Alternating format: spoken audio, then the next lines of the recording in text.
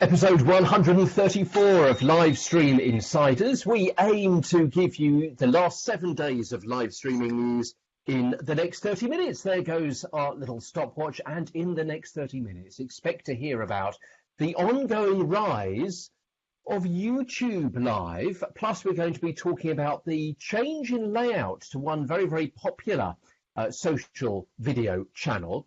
GDPR. Let's churn over a few facts and fallacies and myths about how this may or may not be affecting live streaming. From GDPR to AI and artificial intelligence, all to do with live streaming as well. Also, I'd suggest at some stage you take us with you into the kitchen, you grab a coffee and learn about a new live streaming platform that may help you pay for a coffee next week. The clue about the name of that live streaming platform is in that phrase that I've just used. And we've got a case study from the theatre world, darlings and lovies, from Broadway and also the West End of London. We have got a packed programme for you just 48 hours before the start of the Mojo Festival, where Krishna and I will be meeting up once again. We'll probably talk about that a little bit later on. Krishna, I hear you ask. She's right here. Really looking forward to today's show. Thank you so much for those of you who are joining us here live. We really appreciate it. And those who are watching on the replay, we love you too. Our goal here on Live Stream Insiders, if you've never joined us before, is to cover the latest tools, technologies, tips, case studies, lots of ideas for you in terms of your live streaming journey. That could be live audio or live video. And we bring together both journalistic backgrounds and also branding and marketing backgrounds, and we're just passionate about live video. But we need to get on to the show because there's so much to cover, and I wonder, will we manage to do it within 30 minutes? We've been failing on that objective. If that was a KPI and we were being, rewarded against that, Peter, this year, I think we wouldn't have a bonus this summer.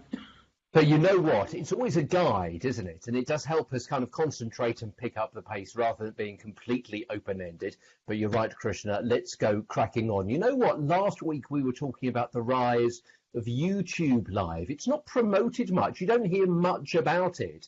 However, we had a couple of case studies last week where we were talking about the number of viewers, the amount of engagement that several big name companies are reporting from using YouTube Live. And we thought we'd bring you a couple of stats because there was a certain wedding last week, just over 7 days ago.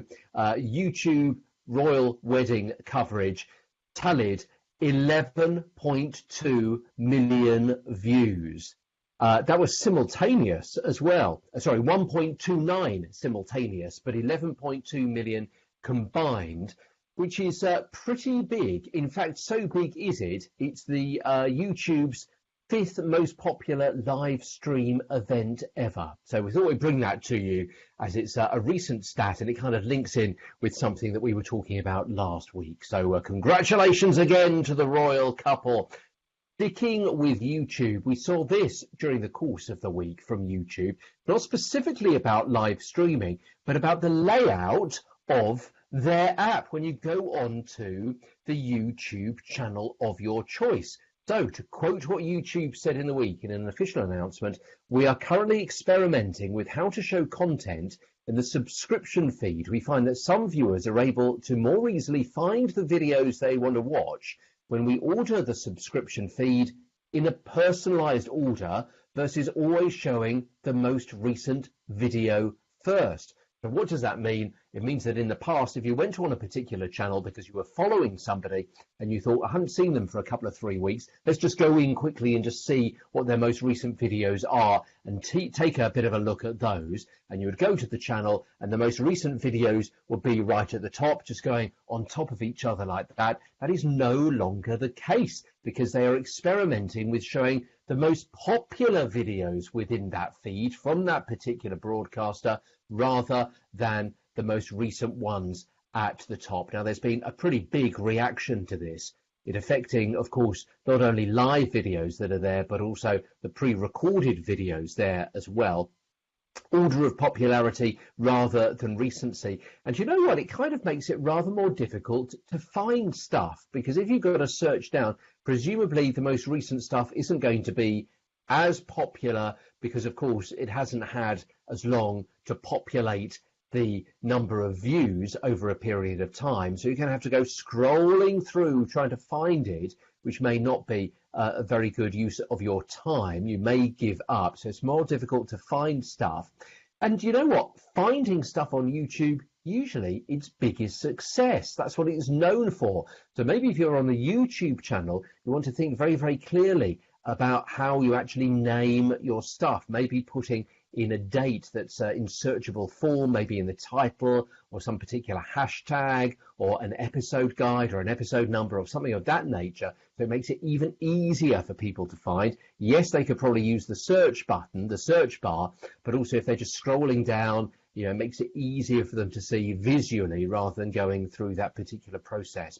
What seems to have been particularly odd in this whole process is that the social media channel itself doesn't seem to have had much of a call to make this particular change, but they've decided it amongst themselves. Why not? It's their channel. They can do what they want with it. It's their particular platform, but no obvious call for it. And it has come in for quite a bit of criticism from what I've seen during the course of the week. But they say they're experimenting. You never know.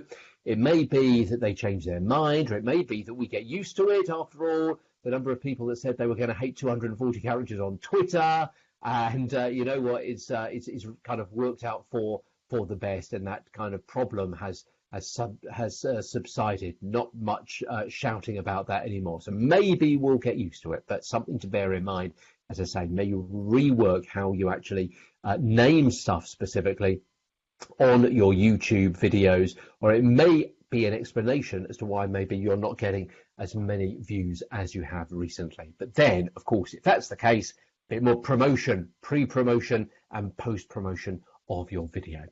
And finally, as we've been talking about some little snippets of information rather than one big story to start off, it was GDPR Day the other day, what, about 48 hours ago. In Europe, we probably had a series of those emails coming into your inbox saying, please can you like us, please can you resubscribe so we can keep sending you newsletters and so on. Over the course of the last couple of days, it's become known that some United States websites are now being blocked to European viewers because of similar issues. So we're going to have to kind of see how the dust settles on that particular one.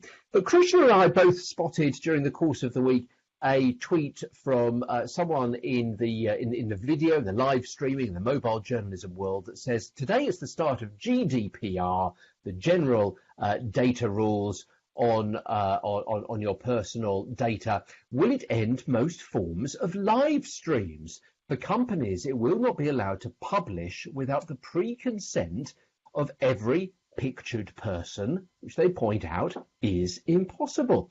Well, Krishna, I know you've been in conversation with the person that posted that post. Even in the last few minutes, I noticed that as well. Now, obviously, we are not lawyers. You would need to check yourself specifically. But our understanding is no, that GDPR should not be affecting live streaming. There may be other things that affect your live streaming, but essentially, it's what we've always said. Usual rules kind of apply. Public place, then yeah, that is pretty much where you can do some live streaming from, with certain caveats, as we've always said. Probably not wise to focus in on young kids or to suddenly kind of ambush them and ask them a question or something like that. Obviously, if they walk in the background, then you know there's not much you can do about that. But if you see out of the corner of your eye that you see a whole procession of kids from the local primary school coming past, you can probably move your camera around, is what I've done on a number of occasions. I mean, it may be inappropriate to show things like a couple having arguments or something like that, or having a smooch on a park bench. You know, that is a bit of a privacy thing. And also you don't know that, you know, maybe they're not husband and wife after all, but, you know, let's not go there.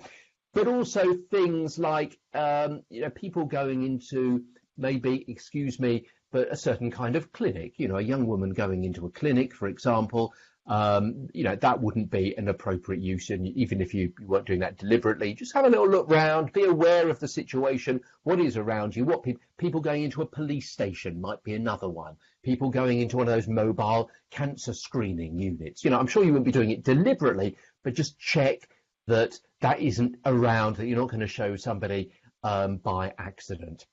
But essentially, use your common sense. If you are worried at all, then take local personal advice from someone that's more familiar with the law. But, Krishna and I are pretty cognizant about these kind of details. And as far as we're aware, no, this doesn't come into it. It's your personal data. That's not your face, but it's your name, it's address, it's your likes, it's your date of birth, and it's things like that. But I know, Krishna, you've got something to say on this as well, yeah? For me, Peter, this is nothing but just good practice that we have talked about since we've done the show. And you and I are both hot on this topic in terms of make sure you've got the rights to be able to stream. So, I think certainly if you've been employing good practice, as we have talked about for a long time, then actually you shouldn't have anything to worry about. And so facial data would be considered as personal data these days because of facial recognition tools and so on, which I'm going to be talking about a little bit later on in the show. But I think in terms of being aware that you've got the rights to be able to film and getting people's permission. So, perhaps in terms of some events that you need to be careful about what you do take pictures of, and, but that's no different from before. So if you're in a public place, that's one thing. If you're in a private place, then, you need to explicitly seek permission. I know that particular person was concerned about actually the content of, how is that even possible that you'd be able to live stream? So unless we know details, so if you're in that situation and you want to kind of get our personal opinions before you seek a lawyer, because obviously, your circumstances in the country you're in, you may want to kind of just check that out specifically. But, by all means, reach out to us. You'll find us on Twitter. You can message us here on the Facebook page. We're pretty easy to get a hold of, and we'll certainly give you our personal perspectives. I do so for brands and for myself, and Peter does so for live streaming for himself and also for his organisation, which is a broadcaster. So we've got certain points of view, but we do encourage you to check out with a legal team. But of course, it depends for that person, what were they trying to stream? But from my perspective, live streaming per se, if you were following good practice, you shouldn't be worried about GDPR. It's the other things that you need to be worried about GDPR in terms of more around, if you've, all the things, if you're employing people or if you're doing things in terms of marketing. That's where GDPR has been causing a lot of headaches. And Peter, I don't know about you, but my email inbox has been full of emails telling me about new privacy policies, asking me to re-opt in. That's another topic for another day. I think we're all GDPR'd out at this point in time. Absolutely. And again, speaking very carefully from my personal and professional perspective, and again, we'll say every single time each of us talks about this topic, take personal advice, but I have not been given any separate advice regarding GDPR from my own perspective, from my own company about live streaming. So obviously that's for you to take on board as you will, but certainly perhaps that's a bit of a guideline. Okay, I'm going to be back in a few moments' time talking a little bit more about that case study from the world of theatre. So get some roses ready that you can throw on the stage when I talk about that. But first of all, back to Krishna, and she's going to give us a bit of a caffeine boost. We've been talking about caffeine, actually saying that I only drink tea. and if you're going to buy me a cup of tea, Peter, when we're actually going to meet up in a couple of days' time, I'm afraid that my favourite would be Assam. So there you go. I don't drink coffee. I unfortunately don't even like anything with coffee in it, but that's me. But we're not talking about caffeine as in food or drink today. We're talking about caffeine.tv. And caffeine.tv is a platform we have actually talked about previously. But this was interesting in terms of the story for this week, which is about monetisation. Now, all of the stories that we talk about are actually all going to be in the curation that will be published at the end of the show. So don't worry about this in terms of all the details. I want to highlight a couple of things, though, from the article that we actually saw published. And this is just a screenshot of what Caffeine TV looks like. The article was on VentureBeat. Now, Caffeine, if you're not aware of it, is a live broadcasting platform. I haven't personally used it. It's very much more for gamers. But they've actually been launching some new monetization tools, and particularly in terms of relevant when people are playing games. And what can happen now is that when you're using Caffeine, you actually, fans of your show will purchase kind of virtual currency called Caffeine Gold, and then they can exchange that in terms of for items during the broadcast.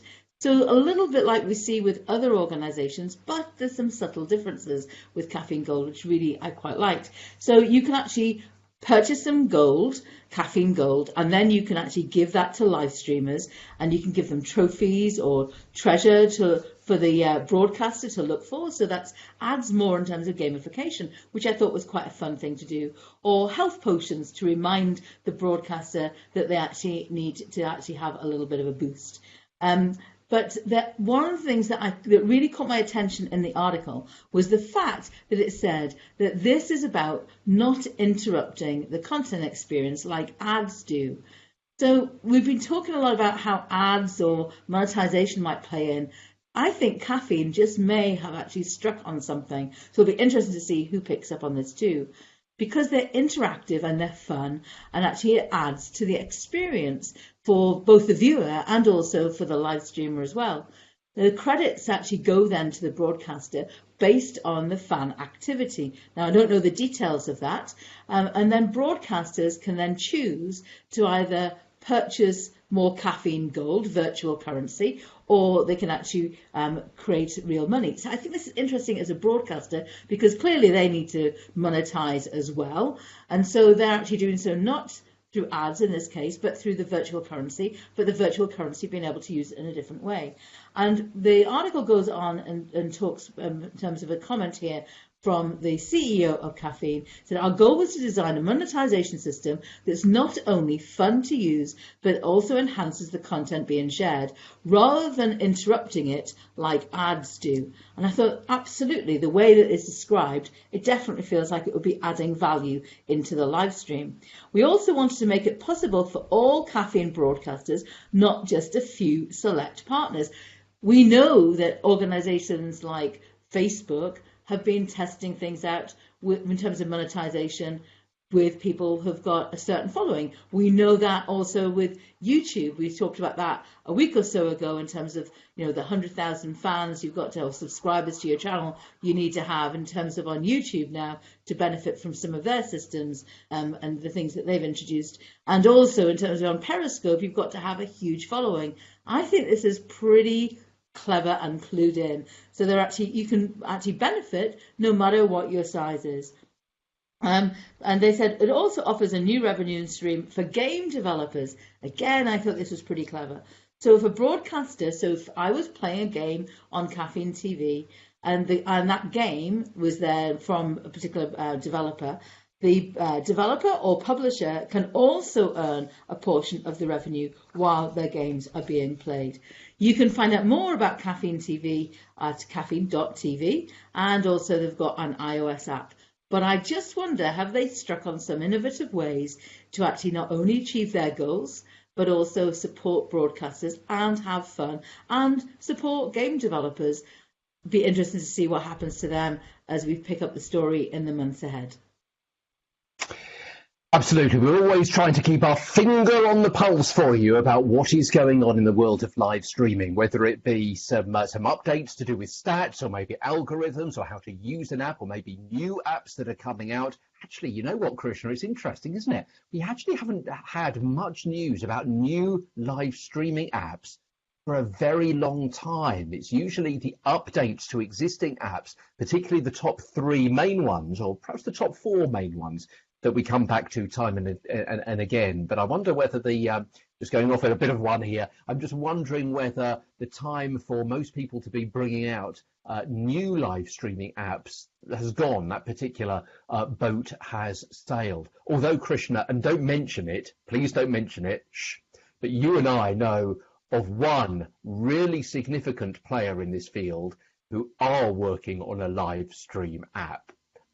Which we can't say. We can't say who it is. Krishna's smiling. We know what we're talking about. That's why we are the live stream insiders, because we've got the inside information. And as soon as we're allowed to tell you, we will. But I've been actually working with them to help develop this particular app. But that'll come out in the fullness of time. But we also talk about case studies, which is really, really useful, because as we always say, it may not appertain to your particular niche, your particular field, your particular maybe even geographical area, but it's really interesting because you can perhaps see what the whole marketplace is doing, and maybe you can steal an idea or borrow or mix or merge or mesh an idea that someone else has got with what you have got already and make something really outstanding from the creative concept point of view. And we spent the last couple of weeks talking about how healthcare companies and drugs manufacturers have been using live streaming, and from one extreme perhaps to another, because we're now in the world of arts. Now, I'm going to be talking at a conference in Prague about the world of arts, about theatre and dance and music, about how they can be using live streaming more. So I was particularly interested to see this particular case study from the Society of London Theatres and also the America Theatre Wing. They are big fans of Facebook. So what they've decided to do is to do a pretty regular Facebook Live showing people what they're up to. And I was really heartened to see that this kind of thing is going to be talking about going behind the scenes, interviewing people that usually you would just see on the stage, or maybe you might see an article written in print in one of the broadsheet newspapers. But now you can actually ask questions of these people themselves. They can give you impromptu performances of something. They can explain the thinking, the motivation behind their performance. They can explain about how they learn about their craft, about what it is like doing this particular performance. So let me give you a bit more information. It's the official London Theatre and the American Theatre Wing. They called it Theatre Lounge Live. That makes it sound nice, doesn't it? Not too formal, not stuffy, but much more friendly and approachable. It is like, you know, sitting around perhaps with a glass of coffee, a cup of coffee, or maybe more appropriately, a glass of wine or something like that. It's a bi-weekly live programme from, well, frankly, let's face it, the two greatest capital cities in the world. Well, you know, London, the main capital city in the world, but also New York as well. We'll give you place number two. And they're actually doing it all via Live U Solo. So it's live from the West End, live from Broadway. Obviously, they've got some great geographical places to talk about, some great content as well. They're featuring cast members from the shows which are currently on the stage, or presumably as well some of the shows which are about to come to the West End or to Broadway. Acoustic performances, monologues, literally a peek behind the curtain, what actually goes on behind the scenes, quite literally. So I think it's going to be really, really interesting. Exclusive content. There are so many wins in this particular case study. So it's really intriguing to see it. Now, it's been going for a while already. They see, boy, oh boy, these figures are pretty astounding. And it shows you what you can do with a Facebook Live if you've got a very passionate, engaged audience who is, you know, pretty niche perhaps, because not many people are perhaps going to Broadway or to the West End of London, but they're interested in the shows, maybe coming to their town, a different production. They're interested to perhaps see something and to get the inside track on something that they may see in a few months' time or a few years' time when they do go to the big smoke. Get this, round about 500,000 views every time they produce a Facebook Live. Now, I'm not sure whether that is aggregated or whether it's the live number of views, but boy, oh boy, we've got some good stats there. So congratulations to them. I'll be checking that out in the not too distant future, and I'm hoping they do a really good job, because it sounds as though they do.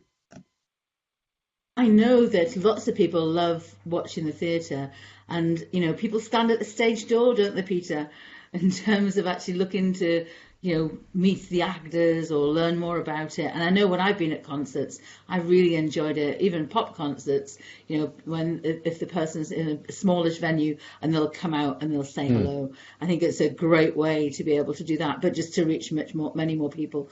I love examples in terms of being able to look at that in terms of how that could be used. And it was great because it was also a mobile live broadcast, thanks to LiveView. And we'll be talking about that in terms of LiveView being used by a number of people at MojoCon in Galway later on this week on the panel that Peter and I are on.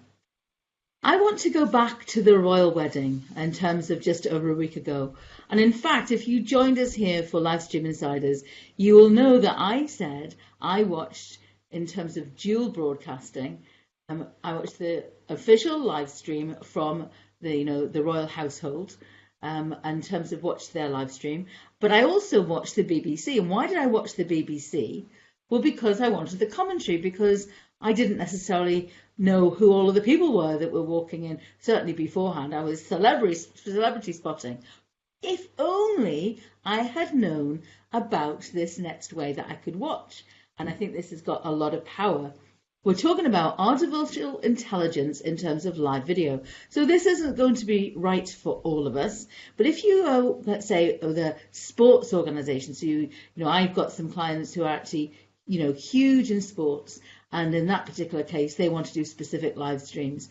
This could be a really good place for that. Or it could be, let's say a big music event, again, where you've got permission to stream it. So in this case, I'm not talking about artificial intelligence such as chatbots. So yes, chatbots can be used with your live streams. Lots of people are doing that. I've also tested that out in terms of, integrating a chatbot with a live stream. There's also tools that are being built out for that. Artificial intelligence, though, now, in terms of giving you a much more personalised experience. The organisation I'm talking about, and it's also available for you to watch. It's going to be in the curation later. Now, I don't know if you're going to have access to this if you're outside of, Europe. You may not have access to it, but you might be able to see it if it's in your country. And it's actually available on the web, not just in their app. And it's Sky News. So what was it that caught my attention about Sky News? Well, it was the only broadcaster, apparently, according to all the articles I've read, and actually was streaming in Ultra HD. But the thing that caught my attention was the artificial intelligence. So available in the Sky News app, or in fact at skynews.com. So I said, I'm not sure if you can access it in terms of if you're in every country in the world, but they called it the who's who of the royal wedding. So it actually was covering part of what I was saying about I was struggling with, like, who is it that's walking down now to go into the cathedral? What they did is they partnered with Amazon Web Services and also a technology provider called Grey Matter and UI Centric. And as guests made their way into the St. George's Chapel, I should have said chapel rather than cathedral, sorry about that. Amazon Web Services actually was capturing the live video and then sending it to the Elemental Media Services, which is again part of Amazon Web Services, for actually to all to be integrated. So basically, this Who's Who app, when people were coming down, and in fact, it's hard for you probably to see, but actually at the bottom of the screenshot, just underneath the video, you can actually leave the names on or off. And you can see in that screenshot two names that come up. So this is a screen grab I did when watching the replay of this, because I didn't know about it at the time. And so what happens is if you leave the names on, it actually is picking up the individuals who are then walking into the chapel. And basically they're able to take the original image, the image recognition, so they knew the people who were attending. But one of the challenges that I didn't think about at the time is if you're doing the commentary, you don't know who's going to walk in first. So even if you're prepared in terms of actually looking at what's going on at an event such as the royal wedding, you don't know who's going to actually be first down the hill to walk into the chapel. And so they actually had done a lot of preparation beforehand and actually uploaded all of that content. So there's lots of metadata based again on facial recognition, And so what happened is you could actually have each of the people and actually had all the details and the bio about them, including how they knew the royal wedding. So you actually could learn more about it. So for me, it's a bit like that second screen. I was literally looking at two screens on desktop. It could equally have been I watched TV, let's say, and then I was Googling at the same time or looking on my phone on Twitter to look for information. Actually, it gave you all of that, and it didn't let you lose the viewing experience. So actually, if I clicked on any of the information about the people who were there in the sidebar, actually it didn't take me away from what was going on in terms of on the screen. And the article goes on in terms of saying people only care about their favourites often, particularly if it's, let's say, in terms of a sports event, or something they talked about was like the Tour de France. So how it could be used there. And so people want to just follow certain people. And so you don't have to actually see everybody. You can just choose the individuals and therefore have a much more personalised experience. And particularly on something like a sports event or, you know, the royal wedding, commentators do their best to cover everything, but they can't know our personal interests. And so I just thought that was a really, really interesting way that they were actually integrating artificial intelligence. So if a viewer joined the stream, this is the other thing I thought was great, is if you watched part way through and then you actually clicked on a certain person's name, it would actually take you back. So we've talked about this before as well, about how Facebook is going to be doing this, where you'll be able to kind of catch a comment, you know, kind of scroll back in terms of rather than just watching live. And so what you could do with the app is if you're watching live and you actually want to say, oh, I didn't know they were at the wedding. And if you then clicked on that person, it actually took you back to the live stream part where actually that person was on screen and walking into the event. And so I think that was interesting. So there was lots of details with their names, the career highlights of the celebrities there, the connection to the royal couple, and they also had a self-guided, basically hands-on experience for you to actually watch that. So I think that was a really interesting way. Now, clearly, we were talking about GDPR just before, and so on something like the royal wedding, that was before that happened. But of course, if you were going to something like the royal wedding, then in that particular case, you'd actually know that that was going to be recorded. I mean, you would be told, all the things like, don't bring your own mobile phones for certain things, and you'd also be told, what was permissible and what wasn't for you to record. So I understand for part of the wedding afterwards, there were no phones allowed. You've probably taken off you in terms of that was under embargo, but you would have been told, you're going to this live event. There's going to be all of these, all the media are going to be there. So frankly, if you don't want to be on camera, just don't come to the royal wedding. So, it's kind of pretty simple in terms of that perspective. But I just thought that's interesting. It's the first time that any broadcaster, any organisation's actually been able to integrate that artificial intelligence in terms of where you can actually therefore see who's coming, learn more about them. And I thought it was really interesting that they were able to integrate that in one place and provide a really rich media experience. I'll be watching out for other live streams like that. But you might want to check it out in terms of on Sky News to see if you can get access to it in whichever country you're in. Well, you know what? It's our annual get-together. Krishna and I will be meeting up again during the course of the week. We've mentioned it before. It's the Mobile Journalism Festival, MojoFest. Hashtag MojoFest if you want to follow the comings and the goings during the course of the week, which should be really, really interesting. We're really looking forward to it. And Krishna is moderating a panel that I'm going to be speaking on. So hopefully she'll be fielding some nice, easy questions for me into my kind of area of interest, which will be really good. But the panel is about the future of live streaming. So I'm sure Krishna will be coming up with the example that she's mentioned there on Thursday morning. I think it's 11 o'clock on Thursday morning in Galway, in Ireland. As I say, search for the hashtag MojoFest to see more about it for Tuesday, Wednesday and Thursday. But certainly that panel is going to be really interesting. Both of us on that live streaming panel, and we've got 3 other people as well to be talking from different perspectives about live streaming, inevitably, as it's a journalism conference mainly about news. But as we always say with these case studies, ideas that you can steal for your particular niche, for your particular area. If you are thinking to yourself, well, actually, I've got a bit of cash in my pocket and I've got a few days to spare, I think there's literally a handful of tickets which are still available. So do get yourself over. I'm flying out at something like 9:30 tomorrow morning from London Gatwick. And I look forward to seeing you there, Krishna, and meeting up with lots of other people as well. Some, I'm sure, who regularly watch live Stream Insiders. Certainly, I'll be giving it a mention in my particular part of the presentation. And thank you so much indeed. If you're watching, we're going to see you there. We'll see you there, and we'll share a coffee or a beer or something. And if not, and you're watching this from wherever you are in the world, thank you so much indeed for watching episode 134 of Live Stream Insiders. We'll be back next week, probably with chewing the fat about what happened at MojoFest, and specifically about some of the other ideas and concepts and illustrations and examples and case studies that some of our colleagues have come up with from that live streaming panel that I just mentioned a few moments ago, and probably a little bit about tech as well, because no word of a lie, while we've been on live stream insiders this week, I've had a quick notification from one major company which is there saying, Peter, we've got to hook up, we've got to get some more information, we've got to share some concepts about live streaming with you.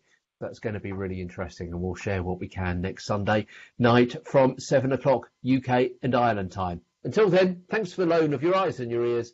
Take care, and we'll see you in 7 days. Bye-bye for now.